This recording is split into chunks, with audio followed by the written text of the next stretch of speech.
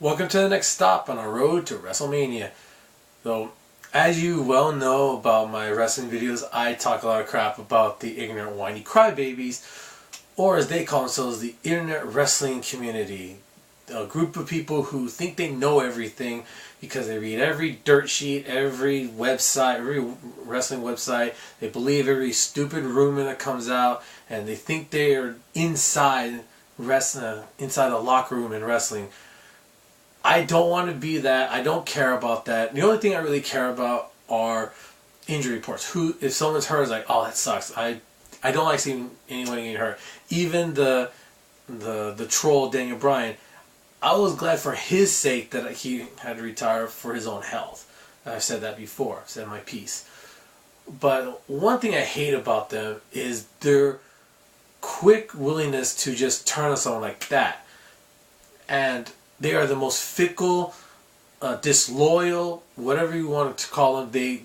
They are completely unwilling to abandon you once you start getting big. And if for those of you who might be asking, well, what are you talking about? Give us some examples. Okay, here you go. So for this list is going to be my top 10 wrestlers that IWC has turned on.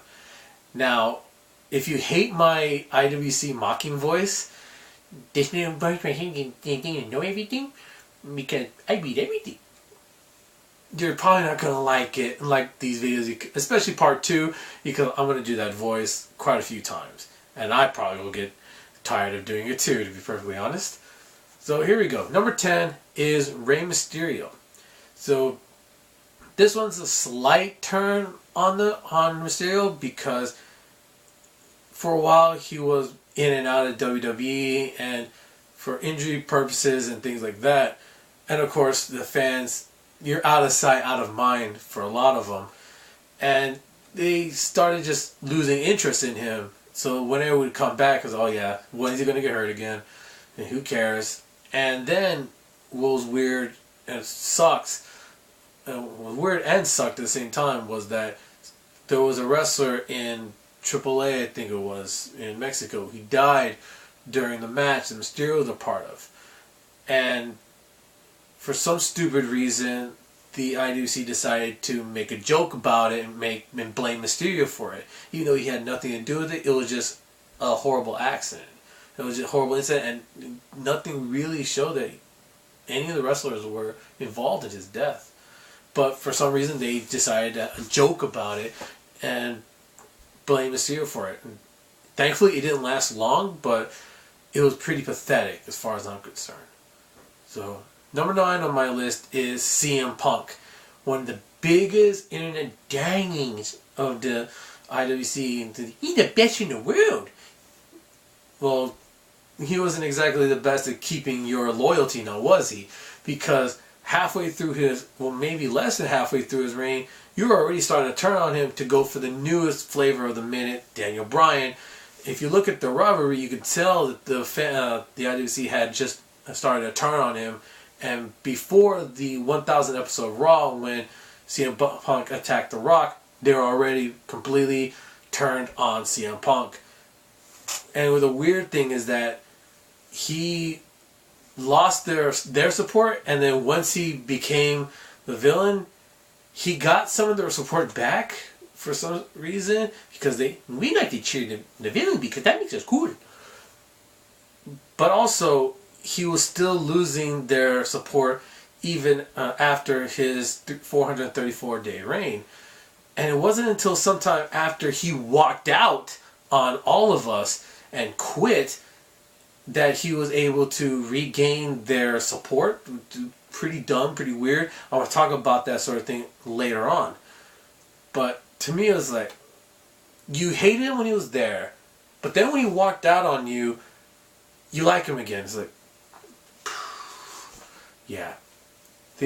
For some reason, don't ask me to explain their thinking. I wouldn't even begin to try and understand them. Number 8 on my list is Triple H. Now, this is kind of weird because nowadays these dumbasses like Triple H, the executive, because he's in charge of NXT. And he's come on the show a few times, just like, show how proud he is of the wrestlers there. He came out and raised Bayley and Sasha Banks' hand during right after their Iron Woman match. But they like him there, but for years they hated his ass. And it was weird that before they liked him, they thought he was really cool as part of D-Generation X, just like a lot of us did.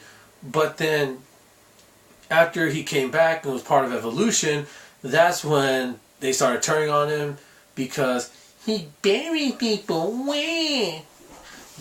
I hate that term.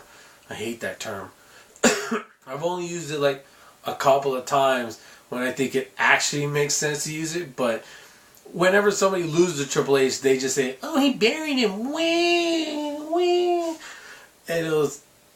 And for years, people say, "Oh, he's just burying people. He's just burying people," not completely forgetting the fact that he dropped the title to Chris Benoit at WrestleMania 20. He dropped the title to Batista at WrestleMania 21, and he lost the match to John Cena at WrestleMania 22 for the WWE Championship. Not to mention, he also lost the match in the triple threat match between Randy Orton, John Cena, and himself. So yeah, some burial he does, huh?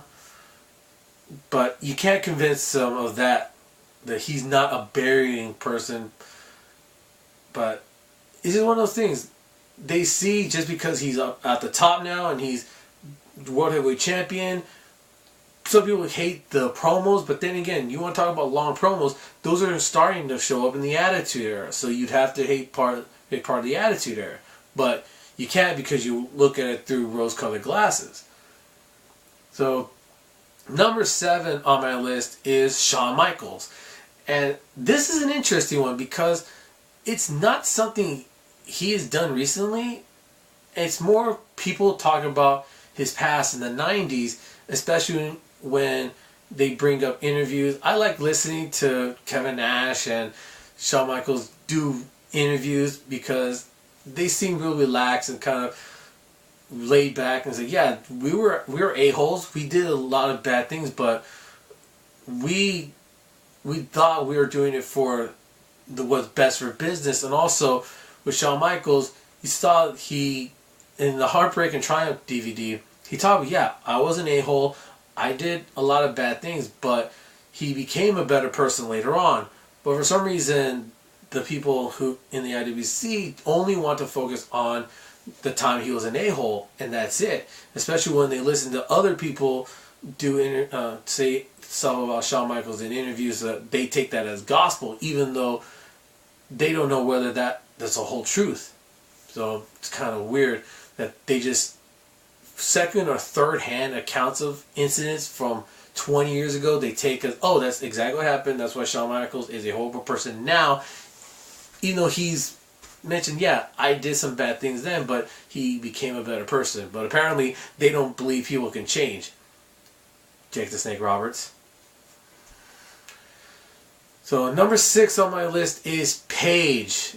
You didn't think this was all going to be all guys, did you? No, there are a couple women that the IWC has turned on, and this is one of them, Paige. I remember listening to them, when I go on shows so far as at that time, they were saying, oh, bring in Paige from NXT. Paige, she's so great. She'll revitalize the Divas division. She'll bring up the Divas division. She's such a great wrestler. She's so much better than the Divas champion they have now. But then once they bring in Paige and have her win the Divas championship and start her reign with that title, they just turn on her. It's like, now Paige sucks. Now we want Sasha Banks, and we want Charlotte. Being Charlotte and Stu really revolutionized the Diva division. And look what happened. I said it. I said it was going to happen right before Night of Champions. Charlotte was going to win that match, and then a few months later, they were going to turn on her and make it seem like she didn't deserve to be Divas champion, that she was only champion because her dad is Ric Flair. I said it was going to happen, and it happened. But with Paige, it was worse because she got built up as her own entity, and then they tore her down 3-4 months after she won the Divas title. It's no longer. Now they wanted other people from NXT, or they wanted AJ Lee back. I'll get to her later. So it's kind of stupid to see how easily they just turn on somebody. But if you think these are bad, I got another 5 that are pretty damn pathetic. If you want to be perfectly honest. So stay tuned for that, and I will probably have that video, and then I've got another video that's you might be interested in. All right, later.